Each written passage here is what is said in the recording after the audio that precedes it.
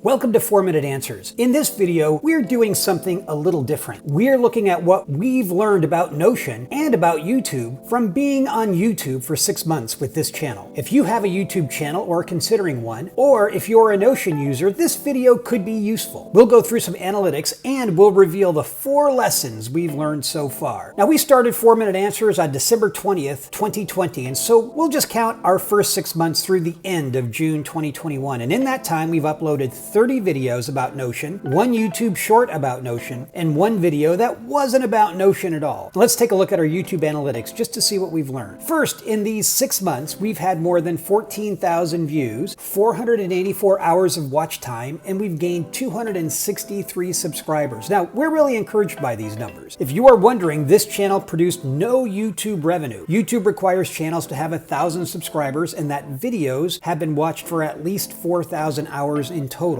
for the channel to be eligible to share in the revenue from ads that YouTube shows. Now you can see, just looking at the views, how this has grown over these 6 months. It took nearly 3 months to get to about 50 views a day, until May to get to about 100 views a day, and then in June we were well over 150 views a day. A fair bit of this growth is due just to having more videos in our library, since there really hasn't been a single video that has taken off. The pattern is the same for watch time, as now we're averaging almost 7 hours per day when it was half that in the middle of May. Subscriber growth has been steady, but we haven't seen similar growth pattern. We currently add about 3 to 4 new subscribers every day on average, which is great, and we're grateful for each one who subscribes. Now, if we check out reach, YouTube has served up 136,000 impressions. Basically, what this means is it's showing a 4-minute answer video thumbnail on home pages and suggested videos. June's impressions are about double May, and for large and established YouTube channels, those impressions are in the millions per month, but we're happy with the growth of our impressions. Our click-through rate is just over 6%, and that seems strong to us. And watching other videos from other YouTubers going over their analytics, north of 4% sounds very strong. Now, scrolling down, you can see that YouTube search accounts for nearly 1/3 of the views, which makes sense. People who watch our videos often go to YouTube and search for an answer to a problem they are having with Notion. Browse accounts for about 20%, and that's primarily from people who are on their YouTube homepage, and based on previous videos they've watched, YouTube shows them a 4-minute answer thumbnail of a video. And then suggested videos are about 14%, and those are the other videos that are on the right side of the video you are watching. And another 14% comes from external search, basically when somebody does a Google search on a problem they are having with Notion, and a 4-minute answer video comes up. Now, if we click into the suggested videos, we can see that while most of them are our own, some of the other videos that are high are how I integrate Notion into my email, how I add an image into Notion, and reminders. These make sense since we have videos about all 3 of these topics, but it may be useful for us to consider additional videos that approach these issues from a different angle. Also, we can look at the keywords used on YouTube that help viewers find us. You can see that Notion, Notion CRM, Notion Shopping List, and Habit Tracker Notion are the top 4, and we can scroll down and see the others, but frankly, none of these are surprising. In terms of geography, the largest number is from the US, then India, Germany, UK, and Australia. And also not surprising for this topic and for YouTube, more than half of the viewers are between 25 and 34. But we do get a lot of views from both younger and older segments. On subscription status, through the first 6 months, 87% of our views come from people who are not subscribers. Now, we're not yet sure what to make of that, but it could be that if you have a specific question and get an answer to it, there isn't really a need to subscribe for answers to questions you aren't yet asking. But we'll find out more as time goes on. Quickly, let's check out view duration, since this is a signal of how engaged people are with the videos. Given that we try to keep our video length to around 4 minutes, having a watch time of 2 minutes isn't bad. Not surprisingly, 2 videos with the longest watch time of 2:59 and 2:58 were 6 and 7 minute videos. Finally, the videos that have had the most views and the most watch time are creating a shopping list, getting your emails into Notion, changing property types, and creating a dashboard. Now, certainly property types and dashboards are fundamental to using Notion, and email is a common question. Shopping list for me is a bit of a surprise, since it is a very specific use case. Now, given all of this, what can we learn so far? And if you see other lessons than the 4 I'm going to give you, just be sure to add them in the comments below. Number 1, Notion is great because it is so customizable, and it can be confusing because it is so customizable. It has hundreds of little details that every user has to figure out in order to make it work best for them. And then on top of it, there are hundreds more practical applications that are out there to be discovered. It seems to us that the idea of having short videos designed to answer specific questions about Notion, or to show a specific Notion practical application, makes sense. One consideration is whether we should be expanding this channel beyond Notion, and if so, to what topics. So if you have thoughts on that, drop them in the comments below. Lesson 2. Growth takes time. Building a YouTube channel, especially a how-to channel on a specific tool like Notion, just takes time and more videos. The more answers we can provide, the more people searching for those answers will find us. We are happy with the trajectory of this channel. Lesson number 3. Solving a specific question is more beneficial than having a highly produced video. At least it seems that way. Yes, we've now added a little music to our most recent videos. We have more cuts in an attempt to make them more engaging. And we have to do more, of course, to make our videos even better in the future. But solving a problem is the primary reason people watch these videos, and we think that's why our click-through rate is generally high. Lesson number 4. Short videos are great, except for the YouTube algorithm where view time is important. Given we create short videos, our average view time is shorter than most, which we're told YouTube doesn't love. Now we've sort of boxed ourselves in by calling our channel 4-Minute Answers, so we'll live with that. It just means that we need to keep putting out videos that answer specific questions, which keeps our click-through rate high, which allegedly YouTube loves, and continue to grow our subscribers and views. Thanks, and next time we'll be back with a regular 4-Minute Answer video answering a specific question about Notion that you have, like this video right here.